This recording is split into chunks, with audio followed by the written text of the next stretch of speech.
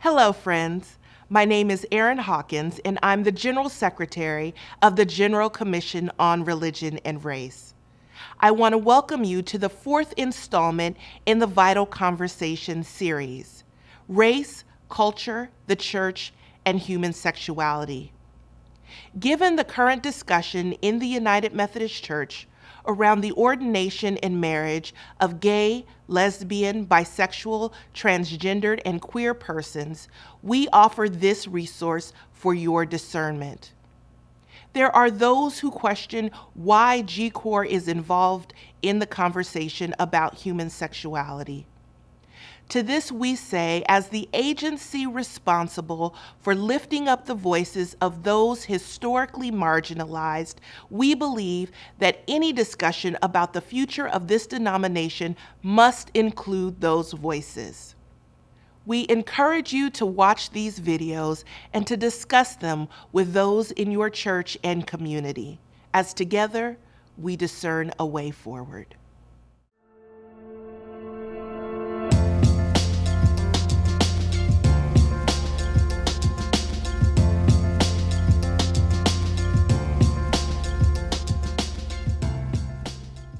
I'm Bonnie Wheeler. I'm a counselor at the Michigan State University Counseling Center.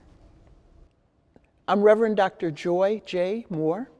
I'm a clergywoman in the United Methodist Church in the West Michigan Annual Conference, and I'm currently serving as Associate Professor of Practical Theology at Indiana Wesleyan University. I was thinking of when we first met, and I can't actually remember. I just remember you were just always there as a part of, from freshman orientation to then those one-night conversations or long-night conversations. Long-night conversations, yeah. Becoming more than just a student-staff relationship, but realizing that we were friends. Mm-hmm. I mean, one of the challenges for us was to figure out what we disagree about. Right. And I was thinking about all the things we agree on, and that in some cases we agree on those things because for similar reasons. And in many cases we've come to those conclusions from really different routes. Right. Which is just fun. Yeah.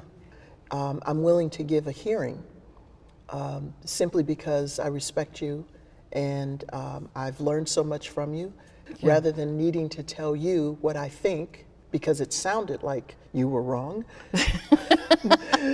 I'll listen because I might be the one that's wrong. And or it might be just different. Or it might just be different. Yeah. Yeah. And really understanding the other's perspective is a lot what we do. We spend a lot of time just understanding the others before we, I think that's where those kinds of discussions really get bogged down. Right. People get so bound up in defending their own position that they don't even hear what the other person says. Yes, which leaves us, at least in the church, as we struggle with issues of disagreement among what should be a community and relationship, is that we fail to value the relationship and the community enough to give a hearing. That's definitely true. And I know our conversation last night, it was the othering of LGBT people that is pervasive in our culture that puts somebody out. And that's actually part of my disagreement with the church not marrying LGBTQ people. Is because I'm all about community. Right. And why would you want to other somebody within your church? And again, I'm speaking as a person outside the church, so that's just me looking at it from the outside going, well, within your community, you're othering. I heard a interview of a fella who, if I remember correctly, he was probably responsible for the DOMA laws not passing in California the first time. So the gay marriage law is not passing. And in this interview, he was saying that he realized that he was fighting against gay marriage because he valued marriage, that the institution of marriage is what he valued.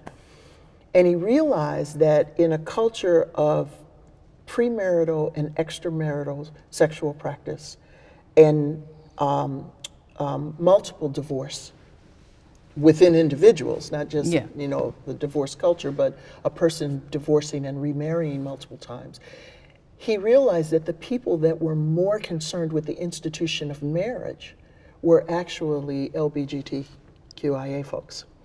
And so he changed his conversation because what he valued was the institution of marriage. I don't think the church talks about what it is we value. In the ancient culture, ancient Roman Greek culture, it was known and expected that folks were more fluid, to use the language today, in their sexual practice. But in that culture, women really had no status. Right. Well, they were economic units. Exactly. Yeah. And so to form this idea of one man, one woman committed to life, it elevated the status of women. Because as I understand it, what was happening was men were sexually active, but they chose a wife to raise their children, or they chose wives to raise their children. And as women were more and more disposable or continuingly disposable, this served to elevate women, which theologically goes back to an understanding that created in the image of God is male and female. Our conversations now don't generally ask the question, or haven't come to a question, what are we saying about God when we talk about same-gender marriage? How do you deal with it when you have a couple who come to you and they are both faithful church members and they've been happy enough to find each other and they're both male or they're both female? They want the church to say, yeah, we believe in this commitment you're making.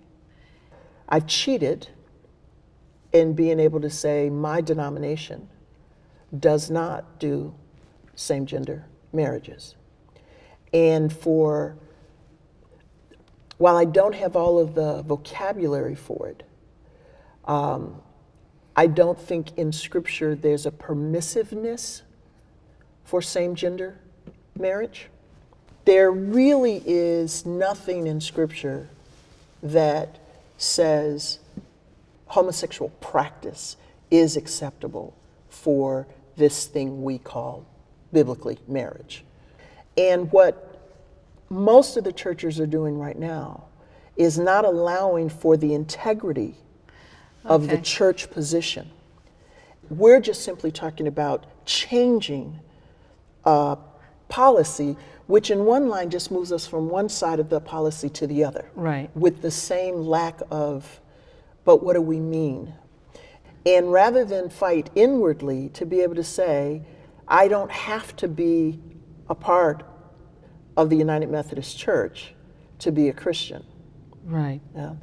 What I'm trying to say is, how do we respect the identity of our community? Yeah. And what has been the position of the church that is scripturally clear. And not to get into the proof texting that say, yeah, but that same Bible says that you can't wear cotton and wool together. And silk, but those are different regulations. And the regulations around homosexual practice are pointing to something different. Did you ever read, and I mean read, not see, Silver Linings Playbook? No, I didn't read it. I saw it. Yeah. If you read it, the movie will make you mad, because one of the major threads through the book is, it is better to be kind than to be right. Yes. And it's how he learns to control his temper. Yeah. So the kindness thing. And the other thing is, I'm reminded that churches are human creations. Okay. And we know humans. Humans have flaws. If you look at the Christian church from the very beginning, there have been some things that are not very attractive. Inquisitions, a few crusades, a lot of wars. A lot of wars. Yeah, and we can go on. Some really good practices of racism and sexism and alcoholism and any ism you want. Yeah. Given that a religion and a particular church is created by people, Yeah.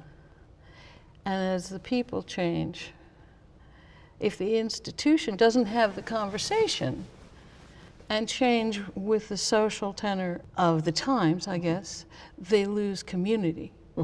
And then we're back to our community. It seems like it's a charge of Christian church in general is to bring people in and acknowledge we are humans who run this and not losing that humanity. Because we don't talk about sex, and we don't talk about sexuality, and we don't talk about sexual identity, we're left with having an argument that gives credence and causes me to lean in with what you just said, and then say, I want to give a different answer that would be the one answer that everyone would accept. And there's no one And answer. there is no one answer. Yeah. Yeah.